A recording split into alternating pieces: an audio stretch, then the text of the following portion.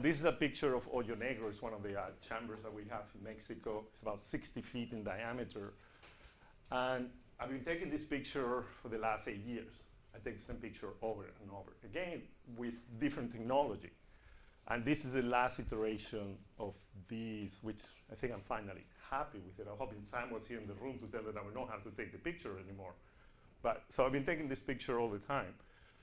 And I put it here because I want you, as I do the presentation, I wanted to think about how much will you pay to get that picture done.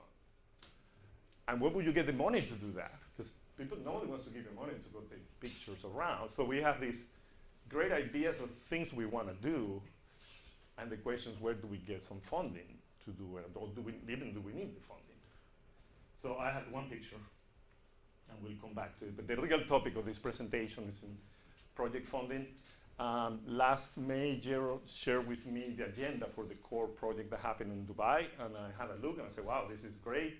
Good to see the dream coming through. I was really happy to see it.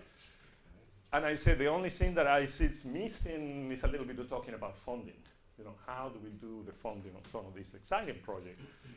And Gerald agreed, and has always happened with Gerald since then. I'm starting here today doing the presentation on project funding. Whatever you suggest, be careful what you ask for.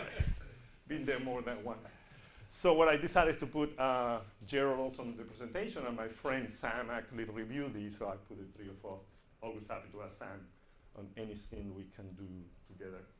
So what I'm going to do today, talk a little bit about project evolution, because I think that sets the stage for how much funding do we need. So it's kind of like a way to say, how does the funding go? Has the project evolved? And then and then I'm going to go into what do we spend money on, which sometimes is surprising. I will go and maybe where can we find some money? And then what do you do when you get the money? So sometimes we spend a lot of time finding it, but what happens when you actually get the money for it? And then at the end, so this is kind of like the first part of the presentation, and then at the end, try to just identify some templates that would be nice to have for people doing projects. So you have a project and say, okay, give me some a template of files that maybe you can use for financing part or the funding part of your project. And you know, that still is a work in progress. So I think this presentation will evolve as we do this more and as we get more resources. That second part hopefully will get a little bit richer in there. So here's kind of the beginning, project evolution. And so you see all these projects on associates with GUE, and I think they all go through these steps on relation to funding. And so the first one is a self-funding project. And this is just a group of friends who are going to do something passionate. Imagine the people that came here to Genie Springs first. It's like, wow, let's go explore that.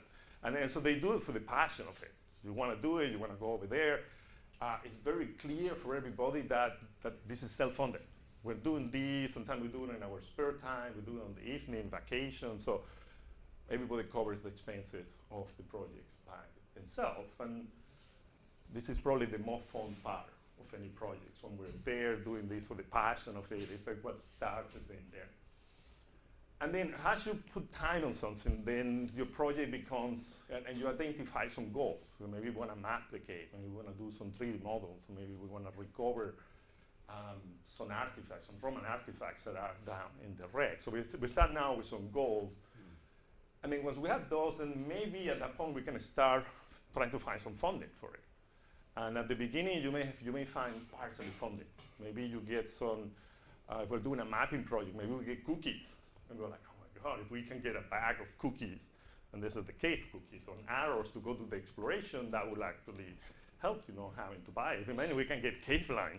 Whoa, give me some cave line, that would be good. So some of those things, you start getting enough traction that when you talk to people, you can give you some objectives, and then they start giving you a little bit of funding in there. And that may all your project will do. But if you continue working your project and putting more time, then eventually you identify some more kind of goals, some deliverables you can do, and then maybe you can go on trying to get a full-fledged funding of your project. And then the evolution, I said, the one on the top is the more fun of all. The one on the bottom is the one that you spend more time working on the funding part of your project and less time doing your project. So you have that range of where you want to go with the funding. Here's, I just identified some things that we spend money on. And I'll just go a little bit through them. Traveling is one of them. If it's a local project, maybe you need gas to go there, but if you're going flying somewhere, then here you go flights, and then you're also gonna have to pay for the bags.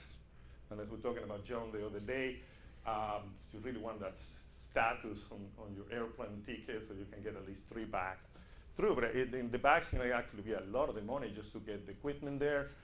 When you get there, you gotta host people, they have to stay somewhere, so maybe some friend's house, maybe you do Airbnb, maybe you have to do a hotel.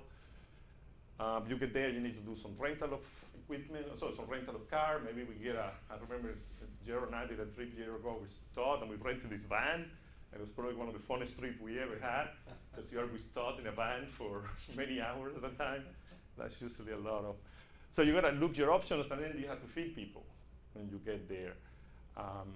And those are kind of like the 4 ones that you just need that to get the people to the location. You have to get it there, you got to feed it and get it a place to sleep as you go in there. And then coming down the list, we have diving supplies that you need. You may need gases, you may need softmoline. You may need to pay some support personnel. Sometimes we need safety divers, you may need somebody to manage ropes that needs to be a specialist in, and some of those people you actually have to hire to be there with you. You may need equipment repairs, even before doing the project. Some sites you actually have to pay entrance fee or maybe permit fee, can go on the same category. And then it is great that we have Brad here before with insurance.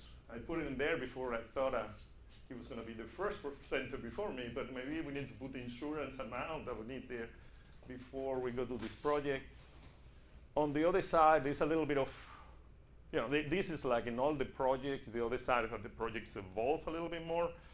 This is what we all dream, that we get paid to do this. And it's not that easy, but if you're doing a project and you're putting a lot of weeks on it, nobody can do it without some payment. So as the project ramps up, you need to start finding, okay, how do I bring these 4 people and how do I pay them when they are working for the project? You may need some special equipment. If you go do this beautiful photogrammetry project and you collect 60,000 images, you need a computer to process all that. And then as John saying, it has to be really big. You may actually have to pay somebody for do that work, because some of them it requires enough attention to do it. If you collect anything, now you're gonna have to do some tests with it, laboratory tests. If you're doing radiocarbon dates, they're not that expensive, but if you're doing things like uranium, tronium, now you're looking at the thousands of dollars for each one of those samples. And then once you finish a project, you gotta go and disseminate your results. So you gotta go do presentations, and you're gonna have to travel, and you have to stay in a hotel to do all the presentations that you got there, and you may have to do some publications. And I was always surprised the first time we had an article in a journal that you actually had to pay to get your article in the journal. I was like, no, here we are, what we did, so you pay us? No, you actually have to pay. You go to some of those magazines, the researcher had to pay to have your paper published on the magazine. Like, oh, for me, it didn't make any sense. But so this is just a list of things that I've seen we had to pay through projects as we go in there. But the 4 top ones is like, you gotta at least cover that to get your participants in there working for you. And then as we do this presentation, if you have something you want to add, because this is just some little bit of a brainstorming, but and there's people here that run projects before. If anything you want to add, just please raise your hand, and we make sure we get the video organized. But have anybody seen any other expenses that I didn't list in here that maybe you have done? Medical stuff. It could be a really good first aid kit, for example, is something to have. Even like we have to buy sometimes stretchers if you're in a cave and trying to figure out what happened here, somebody gets injured. You need to have all this special equipment for lifting and taking people out of the cave. So medical, that's a good one to add in there. So what I did, I had a project in May of this year, and I just did copy and paste on the budget that I put for that, and I just put on the slide, just to see where money goes. And this is a project, it was 2 weeks in Mexico, 1 researcher and 3 divers. And so here's the money that went in. The total is $16,000. money has a way to be needed as you're doing a project. There's all this money that you need, and you're like, okay. And a little bit of rundown here where things go. So there's $2,400 just to get the people there. So these are the flights, and you have to pay for the bags to get there. That's $400. You have to do a hotel where they stay, and you have to feed them. And every day money just goes as you're doing that. We have gasoline that you have to pay, $400. We have some diving expenses, $1,000. Thanks God for rebreathers these days. We're mostly paying for a little bit of helium and the sophomore line, which still you have to pay for. And then in our case, we have some site access that you have to pay and permit just to go work in there. We were lucky enough, we have a little bit of money to pay the people. And then you always have equipment that you need for the project. So we have to buy a new pair of strobes. We have to do rebreather repairs. So it's almost like what you don't pay on dive expenses for the rebreather, you pay on dive repairs. People think, oh yeah, this rebreather is going to make it cheap. It's going to break and you have to fix it. So it's not as much, but you're going to have budget a lot of money there to fix it. And we actually have to buy sensors. Our sensors were also you add all this in here. So it comes to $16,000. And you can see how easy money just goes out as you start a project. So and I just wanted to show this to see money goes really quick, so we have to go and try to find some money for these projects. And as we do that, then we need a project description.